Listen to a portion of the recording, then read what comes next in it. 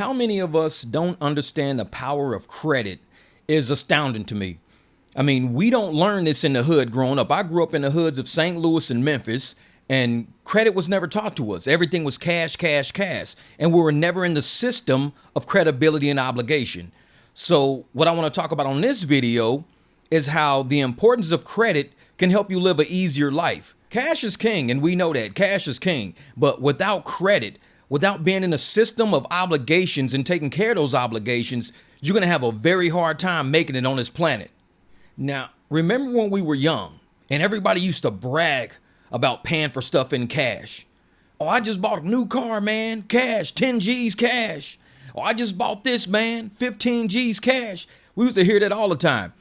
These people to this day couldn't go and buy a house if they wanted one, because you have to be into the system of obligations in order to achieve things as simple as owning a condo, maybe starting a partnership in a legitimate business. You need to be in that obligation system. So being in the credit system doesn't mean you don't have cash. It just means you're on paper, on documentation, knowing how things have been paid. All your obligations have been met. Anything you've agreed to actually has a paper trail to it. If I had $15,000 cash and I knew I had to buy a car that was $15,000, you know what I would do?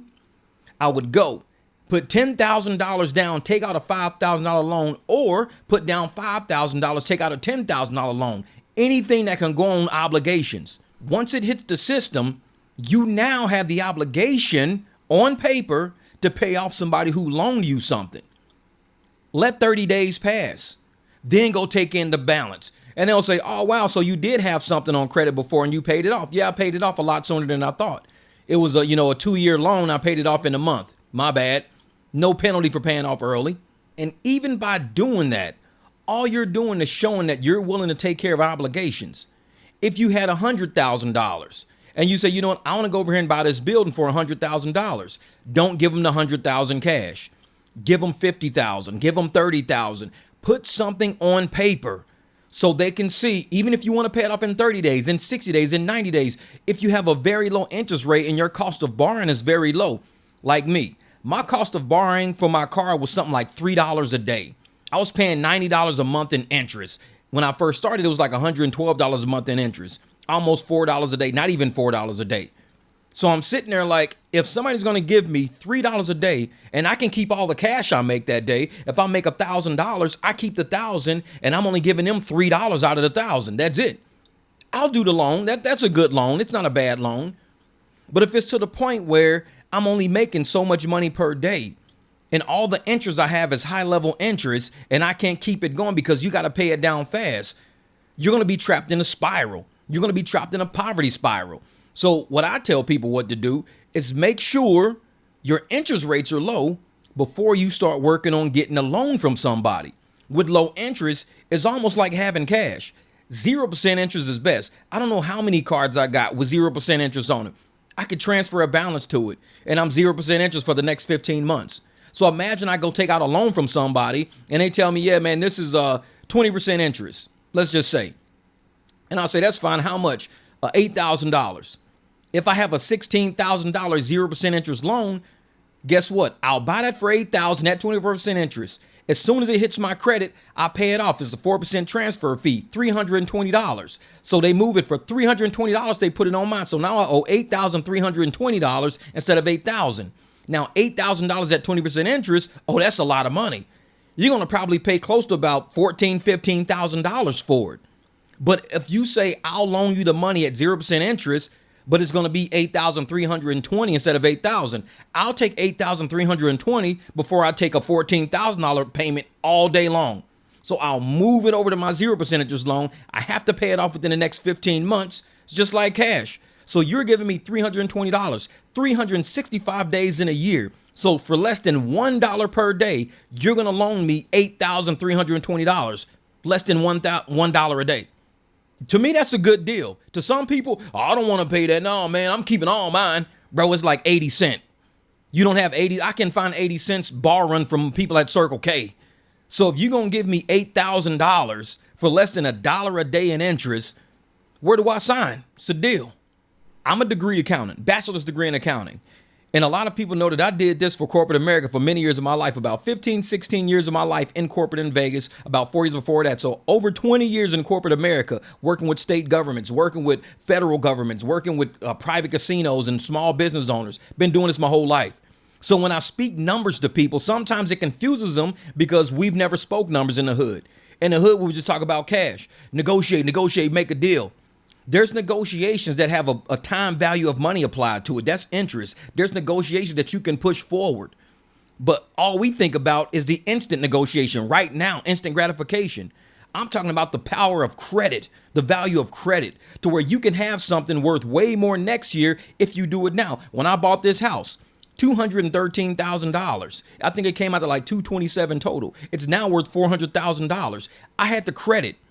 So I had the credit, used the credit, got in at 227. Now it's at 400,000 now. I could sell this house, walk away with about $100,000, $120,000 after fees and everything, about $120,000 in cash. And this is a deal that I paid into. I paid into this deal. I can get out of this deal because the power of credit. It helps you in certain situations, especially business situations. Not a lot of us do business. We want to do that. I got pride. I got ego. Hey, check me out, dog. I bought this in cash. I'm all in cash. Never have you ever see me buy a car in cash. Never. No. Because my cash is too important to me. I'm not going to give my cash to somebody else just to say I did it in cash. Nah. I'll give you some of it, and you're going to give me a loan for the rest. You're going to document this transaction. And once this transaction is documented in the credit and obligation system, I have a choice to pay it off now or later.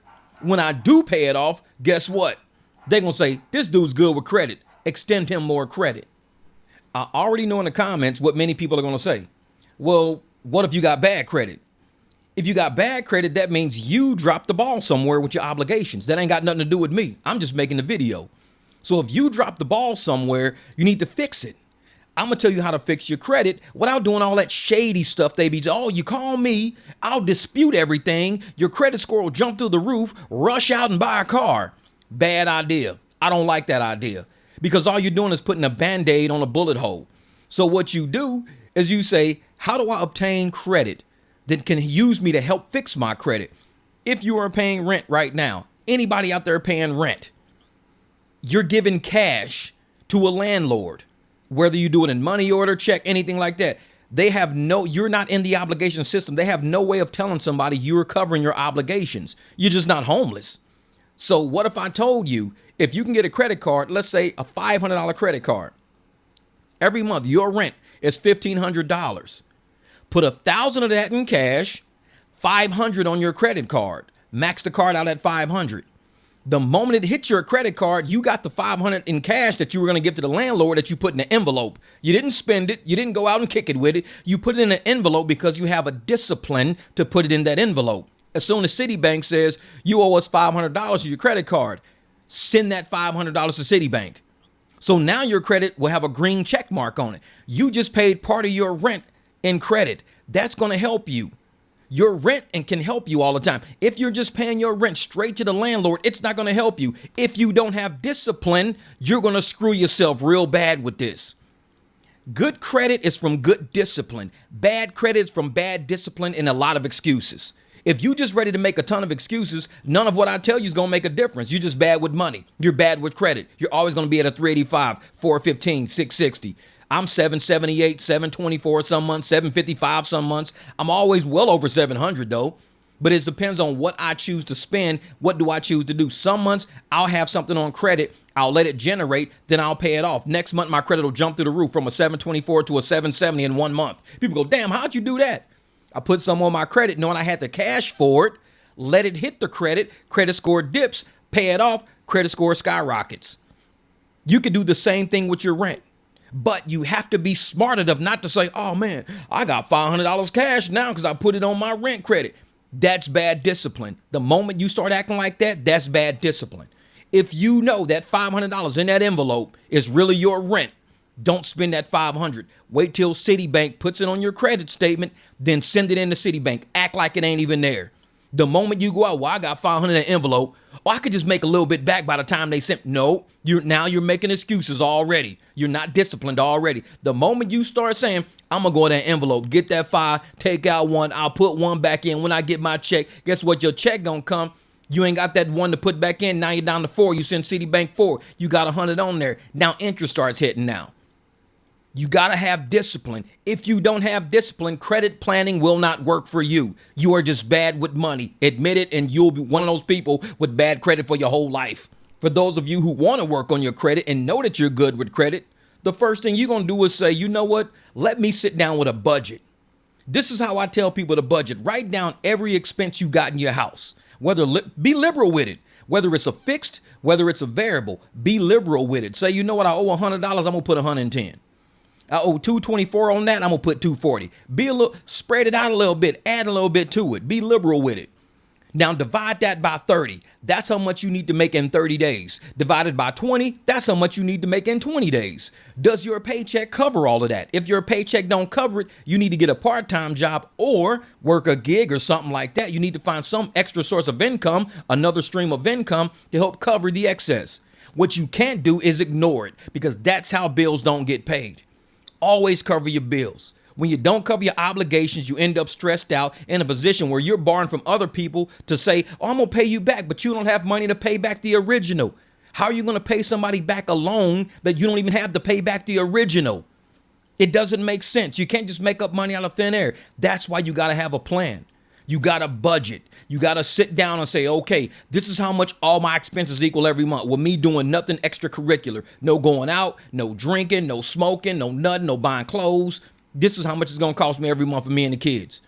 My check covers it, but man, I'm only $250 left after that. Only $250 left after that. Now start looking at how you can cut expenses. Call around, check insurance rates on your house, check insurance rates on your car. People know from my other channel. I went from $711 a month on all my cars, $711 a month to $378 because I made a phone call to a different insurance company, moved everything over to them, said, this is all my cars, all my vehicles, all my coverages, my entire policy. What can you do it for? Oh, we can do it for $378. I said, okay, so they've been charging me $711 for about 2 years. They've been charging me $711. Well, it was $6 something because before I bought the big truck. So they've been charging me that for all these years.